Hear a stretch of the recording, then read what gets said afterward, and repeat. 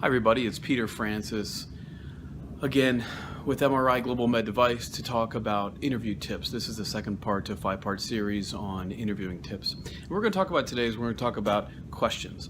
Questions are vital and very important when you enter an interview. I can't tell you how many times I've heard back from my hiring managers, Peter, we really like Joe Schmo, but he didn't really ask us any questions. He didn't seem that interested.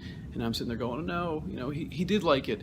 And they say, yeah, right, you're just the recruiter telling me that. So it's important that when you're in an interview, you ask questions. Asking questions can do two things for you. Number one, it shows them that you're interested in the opportunity. And number two, it also gives you a lot of valuable information about the organization, the position, to ensure this is something that's going to make sense for you and your career. So some questions that I like people to ask are things like, tell me about the biggest challenges you have going on right now within this department or within this organization. Just to really try to dive in and understand a little bit more about some of their challenges. They may be right for your career, they may not be, but the point is that you're understanding what they're faced with and what the challenges are. So when you're walking in the door, you know exactly what you're getting yourself into. Some other questions I like people to ask: you always want to ask about the hiring manager's background, what draws them to the organization, why do they work there, why do they believe it's a good place to go to work. These will tell you the cells of the organization, give you a little insight into the culture of the company. Other good questions to ask: how's the department organized? Who would it be reporting to? What are the primary duties of the position?